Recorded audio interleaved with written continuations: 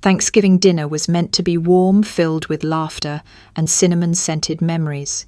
Instead, I was told by my own father to get out of the house, a disgrace, a single mother, a burden. As I held my son's hand and walked into the cold night, I smiled. What they didn't know, the house they dined in, the cars they drove, even Ben's Ivy League law degree, they all existed because of me, quietly, anonymously. But that night, I chose me, and everything that came after. That's where the story truly begins. The drive from Atlanta to Savannah was 5 hours of pine trees and static radio stations. Noah had fallen asleep halfway through his head, resting against the window, a faint trail of drool on his jacket collar. I glanced at him as we pulled into my parents' neighborhood, those picture-perfect southern homes with American flags fluttering and white fences lined with chrysanthemums. The kind of place that looked like a Norman Rockwell painting, but felt like a porcelain mask, crackable under pressure. My parents' house stood proudly at the corner, its red brick facade lit by soft amber lanterns. The lawn was manicured to perfection. I could already smell roasted turkey and cinnamon from the driveway. Noah stirred awake as I parked. "Are we here?" he mumbled, rubbing his eyes. "We're here, baby," I said, brushing his hair back gently. Big smiles. "Okay." I rang the doorbell, my heart skipping. Despite everything, part of me still hoped for a warm welcome, a fleeting moment where I wasn't the black sheep. The door opened. My mother Helen stood there, apron dusted with flour, lips stretched into a smile that didn't reach her eyes. "Evelyn," she said, voice thin. "You made it." Then glancing down at Noah, "My, haven't you grown?" Noah beamed. "Hi, Grandma." He reached for a hug. She hesitated, then leaned down stiffly. The embrace was more formality than affection. I stepped inside. The warmth hit me, fireplace, crackling scent of sage stuffing, and vanilla candles, but it didn't ease the knot in my chest. Something was off. Not wrong exactly, but off. Like a picture hung slightly crooked that no one dared straighten. The living room buzzed with the sound of Claire's laughter, my sister-in-law, as she corralled her twin girls, Audrey and Elise, both 7, both dressed like catalogue angels in matching gold dresses. Ben, my older brother, stood near the fireplace, phone in hand, typing furiously. "Ev," he said flatly, glancing up, then back to the screen, "you look like Denver agrees with you." His voice dripped passive politeness. I forced a smile. Noah darted toward the twins. "I brought my soccer ball," he announced. The girls barely looked at him. Claire gave a tight smile, placing her wineglass carefully on the mantel. "They're more into dance now," she said. I followed my mother into the dining room. The table was an ode to tradition, white linen silver chargers, fall-coloured napkins folded into leaf shapes. Her best china gleamed. She had set 9 places. My name was penciled in a delicate cursive on a place card at the far end next to the kids' table. I slipped off my coat, hanging it on the rack near the door. "Everything looks beautiful," I said, trying to fill the silence. She nodded, absently, adjusting the centerpiece of gourds and cranberries. "Just doing what we always do." Her words sounded more like a chore than a celebration. My father hadn't come to greet us. I noticed his presence only by the heavy footsteps upstairs, followed by a loud cough. The same cough I remembered from childhood, the one that came with the scent of tobacco and disappointment. We gathered for dinner at 3. My father descended in his pressed shirt, nodding to Ben, ignoring me entirely. We stood for grace. I held Noah's hand while he fidgeted. When we sat, I saw that his card had been placed at the kids' table away from me. I hesitated but said nothing, guiding him gently to his seat. Conversation was stilted. Claire talked about ballet recitals. Ben mentioned a corporate merger like it was a trophy. My father grunted in approval. I offered a story about Noah building a makeshift telescope from cardboard and duct tape. No one responded. My mother pursed her lips. Claire looked at her wine. Ben picked up his phone. Noah glanced at me from the kids' table, giving a small thumbs up. I smiled back, holding on to that tiny light in the dimness. The food was delicious, but I could barely taste it. Every bite felt like a performance, every word a test. I had driven 5 hours to be part of something, but it felt like I was watching a play I was no longer cast in. The stage was set, the roles assigned, and I had forgotten my lines. The curtain hadn't dropped yet, but I could feel it swaying. The clink of silverware against china filled the silence that followed my failed story. Audrey dropped her fork and giggled, earning a sharp glance from Claire. Ben reached for the sweet potatoes, not offering to pass them. My mother kept dabbing her mouth with a napkin, even though she hadn't taken a single bite.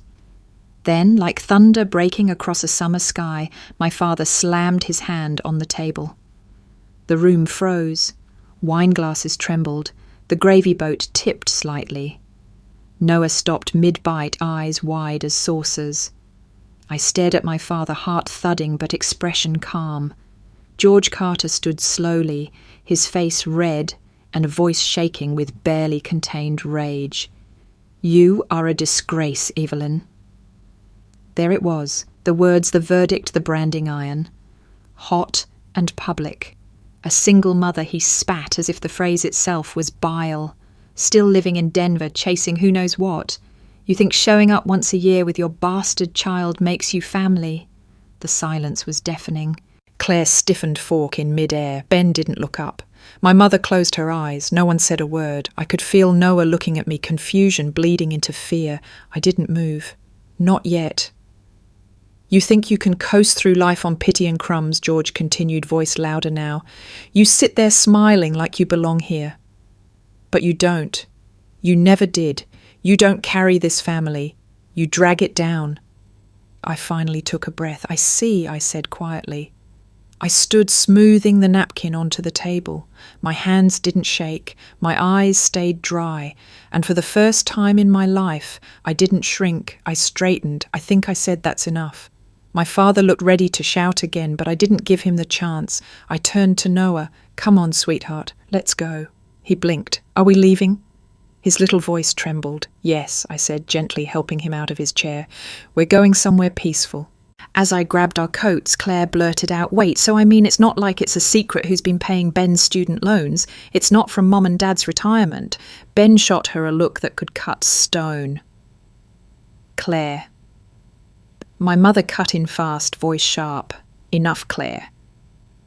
But the words hung in the air like smoke after a firework. I met Claire's eyes. For a split second, I saw a flicker of recognition, regret maybe. Or worse, realization. I zipped Noah's coat. My father stood at the head of the table, fuming, fists clenched. My mother had gone pale, her napkin crumpled in her lap. Ben still didn't meet my eyes. I walked to the door with Noah's small hand in mine. He clutched his toy dinosaur, brow furrowed. "Did I do something wrong?" he whispered. "No, baby," I said, kneeling to his level. "You did everything right." I stood and opened the door. The cold air rushed in. I didn't look back. I didn't need to. We stepped out into the fading light, boots crunching on dry leaves. I heard the door close behind us, not slammed, just gently shut, like a chapter ending without fanfare. As we reached the car, I felt something strange. Not sadness. Not even anger, relief. For the first time in my life, I had walked away, not in shame, not in fear, but in power. I didn't need their validation. I didn't need their table. I had my own. And I was finally going to sit at it. The highway stretched ahead like a ribbon of uncertainty, and I drove in silence, the hum of the engine, the only sound anchoring me. Noah had fallen asleep again in the back seat, clutching his dinosaur like a lifeline. His breathing was slow, peaceful, unbothered by the chaos we'd just left behind. I wished I could bottle that kind of peace. As the pines of rural Georgia blurred past the windows, my mind drifted. Not to my father's words, those had lost their sting, but to how far I'd come from where I started. 5 years ago, I was sitting in a cramped, drafty apartment in Denver, paint peeling off the ceiling. The heater made more noise than heat. I was 37, 6 months postpartum, and barely making enough from copywriting gigs to afford formula and rent. My savings had dried up faster than I'd expected after my ex walked out, leaving behind a note and a silence that never quite left the walls. But I had an idea, a quiet, persistent one: Blue Haven. I had always loved art, real, local, soul-filled art. And I hated how hard it was for independent artists to get noticed. So I thought, what if I built a platform that did just that? An online marketplace where small creators could shine, where home decor and gifts weren't mass-produced but meaningful. It sounded naive. It probably was. I started with a borrowed laptop, a $10 domain name, and a head full of determination. I learned how to build a basic website from YouTube tutorials. I cold emailed 50 artists across the country. 3 responded. 1 said yes. That was enough. I worked nights, Noah, in a second-hand crib beside me, my fingers stiff from coding and typing. I used free design tools, free plugins, and watched every penny. I failed often. Orders got lost. Products arrived broken. A vendor ghosted me. Still, I kept going. I remember one night, 3 a.m. dead winter. Noah had a fever and my site had just crashed after our first mini-viral post. I was crying, rocking him in one arm while rebooting the back-end server with the other. That night almost broke me, but it didn't. A few months later, I got an email from a mid-sized design blog. They had stumbled onto Blue Haven and wanted to feature us. I didn't even know how they found me. But that post changed everything. Sales tripled, then quintupled. That's when the offers started rolling in. One from a well-known angel investor on the West Coast. The number made me dizzy, 7 digits up front. I could have paid off my debt, gotten a house, hired a team. But they wanted control. They wanted full equity within 2 years. Wanted to rebrand, change the name, focus on scalable art prints, not handmade originals. I declined. My accountant thought I was crazy. My web developer begged me to reconsider, but I said no. Blue Haven wasn't just a business. It was my redemption, my fingerprint. I wasn't handing it over for anyone's version of optimization. Instead, I reinvested, hired 2 freelancers, upgraded the site myself. Slowly, we expanded throw pillows, candles, ceramic mugs, all handmade. Every artist's name stayed on their listing. That mattered to me. And through it all, I never told my family. Not when I hit my first $100,000 quarter. Not when a tech firm in Seattle ordered 300 customized art pieces for their new headquarters. Not even when Blue Haven crossed its first million. To them, I was still Evelyn the dropout, the mistake, the single mum who chose hard roads. I let them believe what they wanted, because maybe part of me still needed to prove I could build something without needing their belief. As the car rolled over the county line back toward Atlanta, the sun dipped behind the trees, casting long shadows across the windshield. I looked at Noah's reflection in the mirror, peaceful, unburdened. He didn't know the blueprint I carried had been carved in silence. But one day he would. It was a Wednesday, I remember, because Noah had come down with a cold, and the whole apartment smelled faintly of eucalyptus and chicken broth. He was curled up on the couch with a blanket over his legs, watching old cartoons while I sat hunched over my laptop at the dining table, one eye on email, the other on his forehead, for signs of a fever. The subject line read Bulk Order Inquiry, West Edge Interiors. I blinked, read it again. My heart pounded in that odd, offbeat rhythm reserved for moments when your life might be changing. West Edge Interiors was a boutique firm in Chicago known for sourcing handcrafted American goods for high-end home designs. They'd been featured in architectural magazines, they had celebrity clients, and now they wanted to talk to me. The email was short, direct. A junior buyer had seen a ceramic planter from one of my Colorado artists on Instagram. They wanted 50 of them, potentially more, and asked if I could deliver within 6 weeks. They also wanted a custom tag with the Blue Haven logo and artist bio attached. I stared at the screen. I didn't scream. I didn't even move. Instead, I cried. Not loud, not sobbing, just silent tears that blurred the screen and dripped onto the keyboard. The kind of tears you cry when the mountain you've been climbing in the dark finally cracks open with sunlight. I looked over at Noah. He was asleep now, his breathing soft cheeks flushed from the cold. I wiped my face, walked over and kissed the top of his head. Then I sat back down and wrote the email that would change everything. From that moment on, things shifted. The West Edge order led to another from a home decor blog, then a boutique in Oregon, then a bulk order from a corporate gift service in Boston. The momentum built slowly but steadily, organic, earned. And through it all, I said nothing to my family. They never asked. That silence at first had been protection, a way to shield my fragile hope from their judgment, their dismissive sighs and condescending smiles. But over time, it became a quiet vow. If I ever did make it, I wouldn't use my success as currency for affection. I wouldn't trade money for love. I knew my family. If they knew I had built something big, they'd smile wider, sit me closer at the table, laugh at my jokes again. And I couldn't bear to live with that question. Would they love me without it? So I kept my success hidden, like a sacred ember. But I made another vow too. I would help them, not loudly. Not with press releases or grand reveals, but quietly, like an invisible hand steadying a wobbling frame. When Mum called one winter voice shaking about how the mortgage was getting out of control, I pretended to be surprised. The next day, a check arrived anonymously with a typed note, a gift for your prayers. When Ben talked at Christmas about how Claire had to pick up extra shifts to cover daycare, I nodded sympathetically.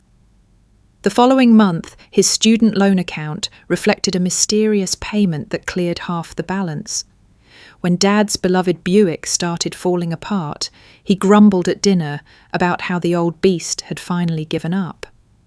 3 weeks later, a newer model, same colour, same trim, appeared on their driveway, accompanied by a letter thanking him for decades of public service. They never knew, and they never asked. That was the part that hurt most, not their judgment, not their distance, but their lack of curiosity. No one ever looked me in the eye and asked, "How are you really doing?" It was like they preferred the narrative, Evelyn, the one who never quite fit. The stray puzzle piece in their perfectly constructed image.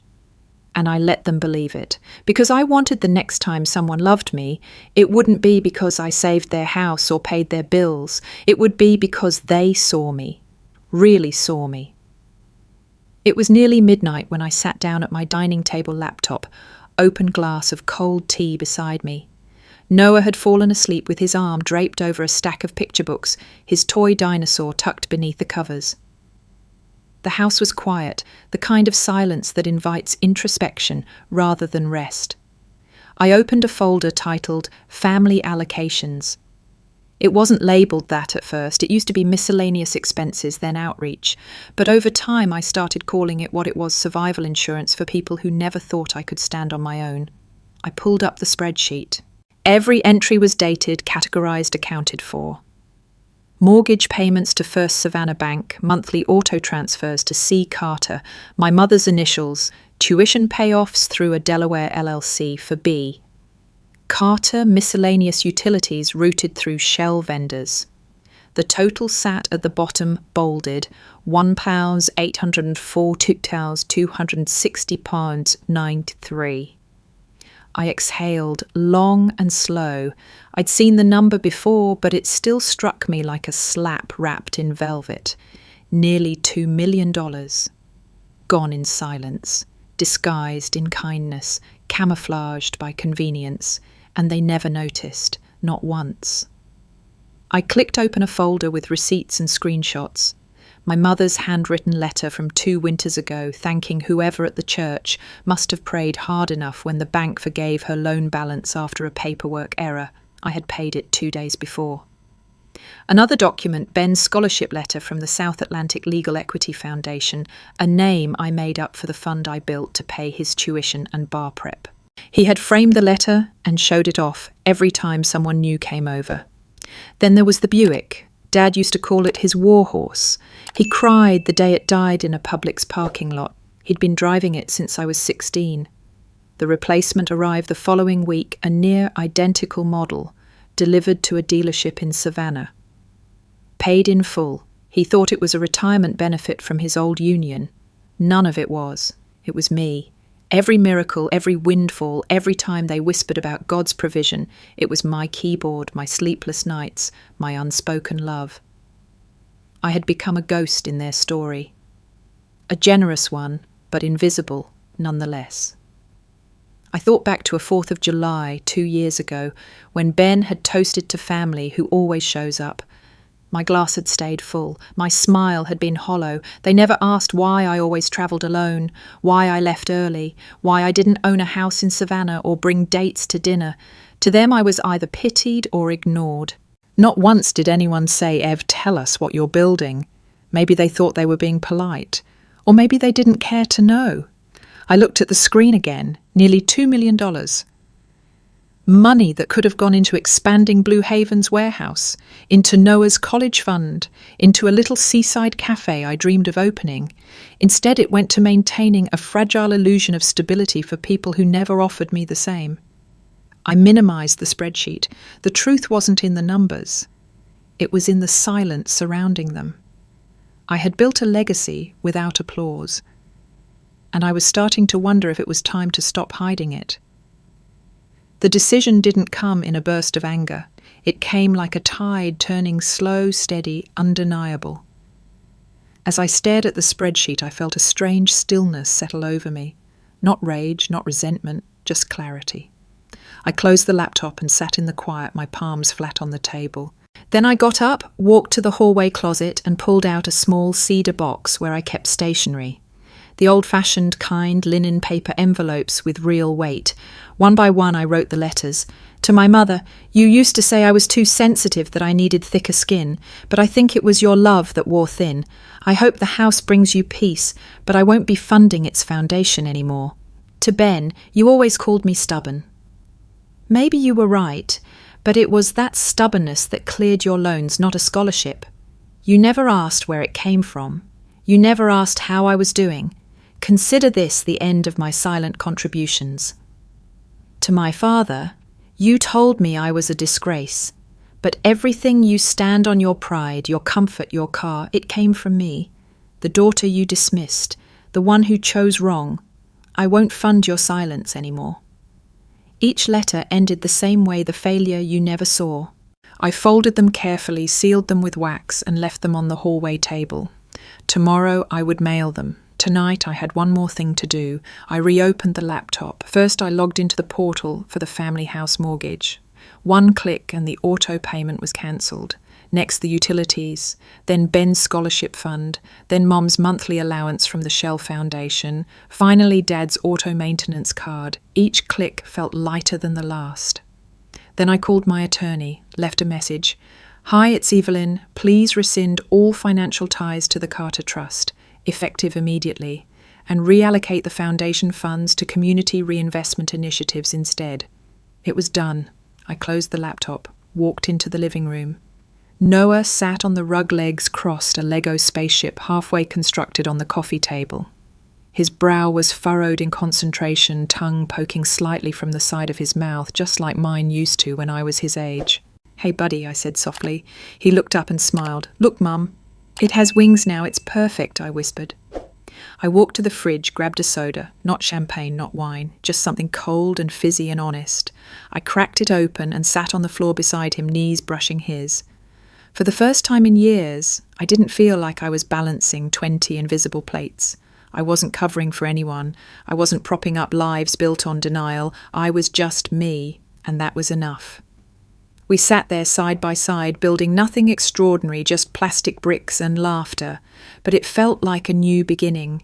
The ghosts I'd kept alive for years were finally laid to rest. The air smelled like salt and plumeria as the plane touched down in Maui.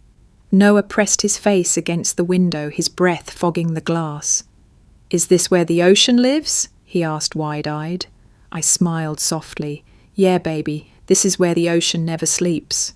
We stepped off the plane into sunshine that didn't just warm the skin, it soaked into the bones.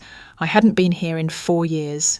Not since I'd bought the house, not since I almost disappeared. Back then, Maui had been a last resort.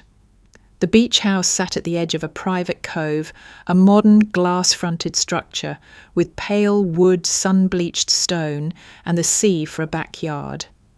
I had bought it with Blue Haven profits during a moment of madness and despair. My name wasn't on anything ownership hidden through layered LLCs. I told everyone it was for client retreats, though no client had ever stayed here. Neither had I. The truth was, I bought it on the darkest night of my life. Back when Noah was still in diapers and Blue Haven was barely afloat, I had reached a point where exhaustion turned into hopelessness. I booked a flight to Maui, not to start over, to vanish, to disappear into waves and let the silence claim me. But something stopped me, a photo. Noah in a lion onesie, laughing at a shadow puppet I made with my hands. I'd forgotten the photo was in my wallet. I saw it as I bought tea at the airport cafe. My hands trembled so hard I spilled hot water across the counter. I cancelled the trip. The house sat untouched for years, just a line in my asset sheet, a ghost waiting for the story to change. And now it had. This time I came not to end anything, I came to begin. We took a taxi down winding roads that smelled of rain and orchids, Noah chattering the whole way. When we pulled up, he gasped, "Mom, there's no fence, it's just beach." I nodded. "It's ours." He didn't ask how. He never asked those kinds of questions. I unlocked the door for the first time. The interior was bathed in golden light. Floor-to-ceiling windows framed the sea like a living painting. Everything was still wrapped in protective linen sheets.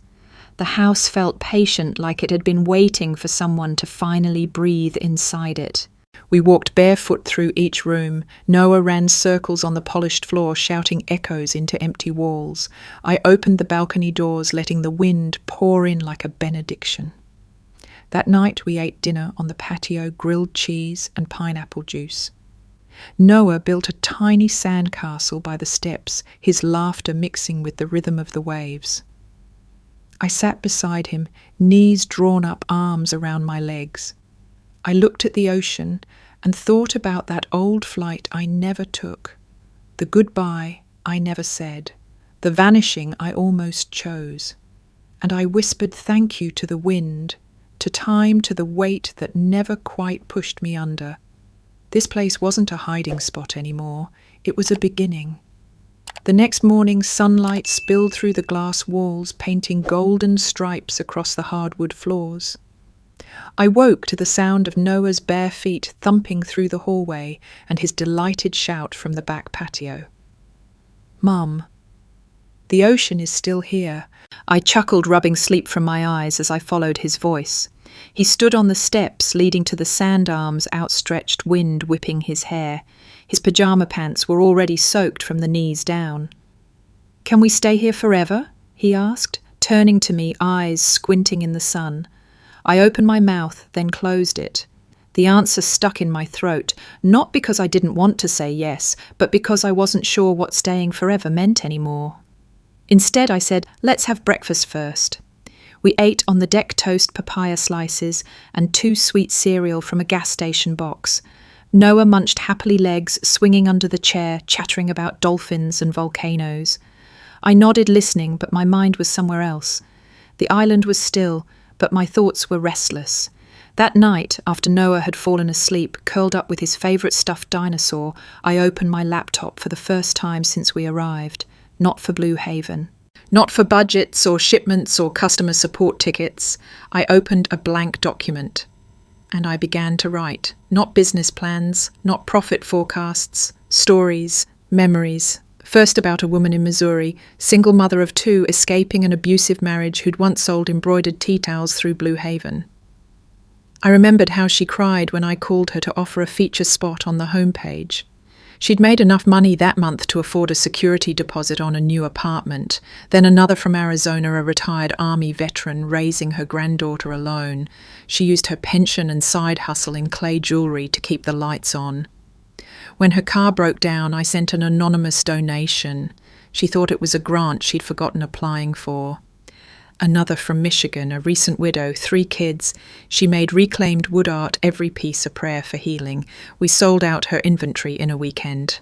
I had helped dozens like them quietly and directly through platforms and partnerships, sometimes through one-time payments hidden behind contests or random customer grants. But sitting here now, with the ocean's rhythm soothing my frayed thoughts, I realized it wasn't enough. These women weren't stories, they were me, just different versions, different timelines. What if there was a place built just for them? Not pity, not performative charity, real support, with dignity, with purpose. I wrote down a name, Second Light Foundation, because sometimes life doesn't offer a first chance that's fair. But a second light, soft, steady, unflinching, that's where the healing begins. Ideas poured onto the page, housing stipends, childcare credits, legal assistance, educational grants, mentorship networks. I outlined criteria, built a budget, assigned timelines, wrote a draft mission statement to illuminate the path for single mothers rebuilding in silence. I didn't know if I had all the answers, but I knew I had the resources, and finally the will. Noah stirred in his sleep, and I glanced over. His small frame rose and fell with each breath. He looked peaceful, safe. I wanted that safety to extend beyond my home, beyond this island, to reach the women still fighting alone in the dark. I saved the file and leaned back in the chair, the hum of the ocean matching the calm pulsing through me. For the first time in years, I wasn't building something to prove I belonged. I was building something because I finally knew I did. It started with a forgotten soccer ball. Noah and I had taken our usual walk down the beach one morning, his little blue ball bouncing ahead of us. He kicked it too far, and it rolled toward a grove of palms that bordered the dunes. He chased after it with a shriek of laughter and then stopped short. "Mom," he called, waving. "There's a tent here," I jogged over, brushing sand from my arms. Tucked just behind the tree line was a small, weather-worn tent, sun-faded green nylon and frayed seams. Outside it sat a girl about Noah's age, maybe 7, with tangled curls and a pair of mismatched flip-flops. She looked up with wide, alert eyes. Behind her, I noticed a pot over a tiny makeshift fire and a pile of beach towels used as bedding. A woman stepped out of the tent a moment later, early 40s, tall, lean, with a military straight spine and a face that had once known brightness. She wore jeans 2 sizes too big and a t-shirt that read NASA Robotics Team 2002. Her hands were calloused, her gaze sharp, cautious. "I'm sorry," I said quickly, raising my palms. "We didn't mean to intrude. My son just chased his ball." She nodded, then surprised me by smiling faintly. "No intrusion. Kids don't follow boundaries." The girl bent to pick up the ball and handed it to Noah. "Wanna play?" she asked shyly. Noah looked at me. I nodded. They darted off together, kicking the ball between them in the soft sand. The woman and I stood in silence for a beat. "I'm Evelyn," I offered. "Jade," she said. "You been out here long?" She looked past me toward the ocean. "Long enough." I hesitated. "Look, I have a guest house. It's not much, but it's clean, quiet, and has real walls. If you and your daughter—" She cut me off. "We're not charity." "Neither was I," I said softly. That night they came. The guest house was small but bright, 1 bedroom, a kitchenette, fresh linens. I gave them privacy but made sure they had fresh groceries and toiletries. Jade didn't ask for anything. The next morning over coffee on the patio, I asked about the t-shirt. She exhaled. "I was a systems engineer," she said. "Worked on Mars rover prototypes. My name's on a plaque at JPL." She stirred her coffee. "Then I married the wrong man, got pregnant, left my job. When he got violent, I tried to leave. He took her. It took me a year to get her back. By then, the courts didn't want to hear about bruises. They wanted pay stubs and housing stability. Her eyes were dry, but her voice wasn't, so we ran. Came here. Figured sleeping near the ocean was better than another shelter, where someone might call CPS. I didn't speak. Just reached across the table and squeezed her hand. Later, while our kids watched a movie, I pulled out my laptop. Second Light wasn't going to be a theory anymore. It was already alive. 3 weeks later, the paperwork was filed, the bank account opened, the EIN number assigned, Second Light Foundation was official. I sat in my home office, barefoot, hair in a messy bun, legal forms scattered across the desk. But when the final signature was done, I didn't feel like a CEO. I felt like someone who had finally stopped waiting for permission to make something real. We scheduled our first meeting on a Sunday afternoon. No boardroom, no suits, no catered lunch. Just 4 women, me, Jade, and 2 others she knew from a beachside food pantry. We met under a mango tree behind the guest house. I brought folding chairs and lemonade. Jade brought banana bread. One of the women brought a baby. The other brought silence that didn't lift until halfway through. I began with a simple question: what would have helped you sooner that cracked something open? Jade talked about legal assistance. How the first time she tried to file a restraining order, the clerk treated her like a liar because her hands didn't shake enough. The second woman, her name was Maribel, spoke softly about being a dishwasher in Lahaina and how missing 3 shifts to care for her sick daughter got her fired. She'd lost her apartment 2 weeks later. Her voice cracked when she said, "I just needed one person to believe I wasn't lazy." The third woman, Lynn, was still too scared to say much, but her tears told enough. By the time the baby had fallen asleep and the lemonade was warm, we were all crying. There was no strategy that day, no 10-year plan or mission statement, just presence, real stories, uninterrupted. Later that night, I sat with my laptop and stared at the financial proposal I'd drafted. $1 million to seed the foundation, disbursed over 18 months. That had been the plan. I deleted the number. Typed $2,000, because it wasn't just about emergency grants or housing subsidies anymore. It was about restoring dignity to the discarded. And I knew what that felt like, to be the one everyone thought was failing while you were actually holding up an entire world on your back. I wired the full amount into the Second Light account. No ceremony, no press, just a promise to never let another woman feel as invisible as I once did. The ocean was unusually calm that morning. Noah had wandered down the beach with Jade's daughter to search for tide pools, and I was curled up in the corner of the lanai reading a paperback I'd abandoned 3 times already. A cup of ginger tea sat untouched beside me. The world felt finally still. Then my phone rang. I glanced at the screen, Mum. I let it ring twice before I picked up. Not out of malice, just to breathe. Evelyn, her voice cracked immediately, brittle and rushed. I didn't know who else to call. I said nothing. It's the house she went on. The mortgage company called, said we're 3 weeks late on the payment. That's never happened. I thought maybe it was a mistake, or maybe your father... Her voice caught. And now your father's in the hospital, high blood pressure.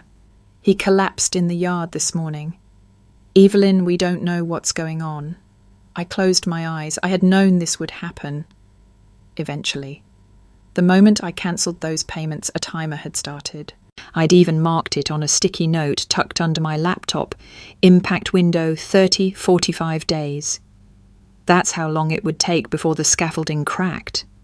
I don't understand, she whispered.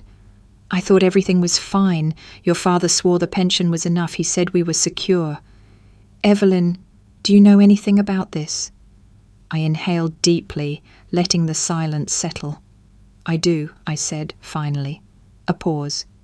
You do. I stopped paying for everything, Mom. Another pause. Then softly, what? For the last 5 years, I continued. I covered your mortgage, the utilities, Dad's car, Ben's tuition, every mysterious windfall you thought was a blessing or luck. It was me. She didn't speak. I didn't tell you, I said, because I wanted to be seen for who I was, not what I could give. But after Thanksgiving, after what Dad said, I realized I don't owe this family my silence anymore. Her breath hitched. Evelyn, we didn't know. Your father, he thought he said he had it under control. He thought silence was strength, I said. But silence is just a slow way to bleed. She didn't defend him. That surprised me. Instead, she whispered, he's scared and too proud to admit he was wrong. I know. More silence. Then almost childlike, she asked, are we going to lose the house? I stood, walked to the edge of the balcony, looked out at the waves. That depends on what you're willing to learn, Mum. I don't understand. You will, I said gently, because this isn't punishment, it's clarity. You need to know how fragile your comfort really was. It was built on someone you didn't believe in, someone you pushed aside. I could hear her crying now, soft broken sobs I hadn't heard since Grandma died. But I didn't flinch. This wasn't vengeance, it was accountability. And sometimes they're the same lesson in different clothes. There was a long pause on the other end of the line. Just the soft static of breath and shame. Then my mother's voice returned, barely audible. He knew. I stood still, the ocean breeze tugging at the hem of my shirt. Your father, she continued, voice cracking, he knew about the money. Not everything, not at first. But he pieced it together over the years, the timing, the bank statements, the car. He just never said anything. I let the words sink in. He thought, she went on, that it was a phase, that maybe you were just helping a little, or it was a loan you'd eventually want back. And when the mortgage letters stopped coming, when the car repairs were mysteriously covered, I asked him once, do you think Evelyn? And he said, don't say it, don't give her the satisfaction. I didn't speak. I didn't need to. She filled the silence. He couldn't handle the idea that the daughter he'd called a failure had been saving us, quietly, completely. It broke something in him. He said it made him feel like less of a man. And so he decided to make me feel like less of a daughter, I said coldly. She didn't argue.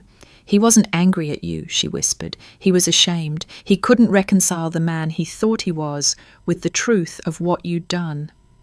I walked down the stairs toward the beach, bare feet sinking into warm sand. Then that shame is his to carry, not mine. I know. I sat on a driftwood log and stared out at the water. The tide was rising slowly, inching its way across the shore like time. Mum, I said, keeping my voice even, if my father was too proud to say thank you, too scared to admit I was more than his narrative, that's on him. Not me. I'm not defending him. I didn't ask you to, I said. But if you called, hoping I'd come running again, throw a financial rope and pull you both out of the mess. No, she interrupted. That's not why I called. I raised my eyebrows even though she couldn't see me. I called because I wanted you to know I see it now. I see what you did. And I'm sorry I didn't see it sooner. The words were heavy, not performative, not rehearsed, just real. I don't need an apology, Mum, I said gently. I needed honesty and boundaries. There was a pause. So what happens now? That depends on you, I said. On both of you. We don't want to lose you, she said, almost pleading. You already did, I replied. What comes next isn't about fixing the past. It's about deciding what the future should look like. And I'm not coming back to a version of myself that disappears to keep everyone else comfortable. She was crying again. I let her. And then I said the thing that had been waiting in my chest for years. If Dad is ashamed of me because I succeeded because I saved him, then that shame doesn't belong to me. A beat, it never did. The letter arrived on a Tuesday. I found it tucked between a real estate magazine and an envelope from the water company, its return address, handwritten in my father's precise old-school cursive. The envelope was thick, folded twice, sealed unevenly. I didn't open it right away. I placed it on the kitchen counter, made tea, watched Noah build a fort from couch cushions. I swept the porch. I folded laundry. Only when the house was silent, when the light outside had turned soft and golden, did I finally break the seal. The handwriting inside was shaky. Not like the man I remembered, strong, blunt, exacting. These letters slanted slightly. There were smudges where the pen had hesitated. Evelyn, I don't know how to begin this. I suppose men like me were never taught how. I've spent most of my life pretending to be the strongest man in the room. But strength isn't silence. I see that now. You did things I couldn't imagine. You carried this family when I didn't deserve it. You gave when I didn't ask. And when I rejected you, you still walked away with your head high. That's not failure, that's courage. I don't expect forgiveness, but I wanted you to know that I see you now, and I'm sorry I didn't see you before. Dad? I read it twice, then folded it and placed it back in the envelope. I didn't cry, I didn't rage. The apology wasn't eloquent, but it was real. And that was enough. 2 days later, my phone rang. Ben's name lit up the screen. I stared at it for a moment, thumb hovering. Then I picked up. Ev, he said, voice tentative. Hey! A pause. Then, how's the beach still sandy? I replied. He laughed softly. I talked to Mum. And Dad.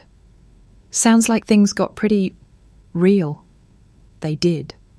I just wanted to say, he said, voice tightening, I'm sorry I didn't say anything at dinner. I should have. I guess I thought staying neutral was better than making things worse. It wasn't, I said gently. I know that now. We were quiet. I've always called you a lot of things, he said. Most of them not fair.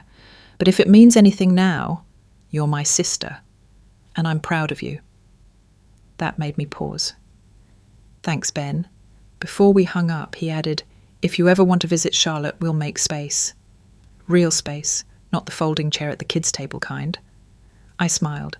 I'll think about it.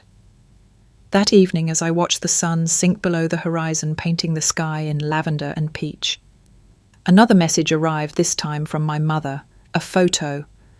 The old house, the for sale sign now replaced with a simple sold banner. Underneath a caption, we don't need it anymore if you never felt at home there. I stared at it for a long time, then I turned to Noah, curled beside me with his latest picture book. Want to help me build something new? I asked. He nodded. With Legos, I laughed. With life. The tide was low and the sand beneath our feet was firm and cool. Noah walked beside me, his small hand tucked into mine, swinging lightly with each step. The evening air smelled of salt and hibiscus, and the sky was streaked with fading gold. We had done this walk a dozen times since arriving, but tonight felt different. Mom. Noah said, breaking the quiet, tell me a story. I glanced down at him, his curls bouncing his cheeks pink from the sun. What kind of story? Not dinosaurs, he said decisively. A real one, about someone brave. I smiled, my gaze drifting to the horizon. I think I know just the one. We kept walking and I began. Once there was a girl who didn't fit in her family, not because she was mean or bad or broken, just different. They liked quiet and order. She liked asking questions. They wanted her to follow, and she liked to lead. Noah nodded solemnly, like this made perfect sense. She made a mistake once, a big one, they said. She came home with a baby and no husband. And even though she worked hard and loved deeply, they only saw what she didn't have. He squeezed my hand tighter. She left home thinking she'd failed. But really, she was just starting. The waves lapped softly beside us, and I let the rhythm guide my breath. She built something beautiful out of scraps, late nights, and stubborn hope. No one helped her, no one cheered, but she kept going.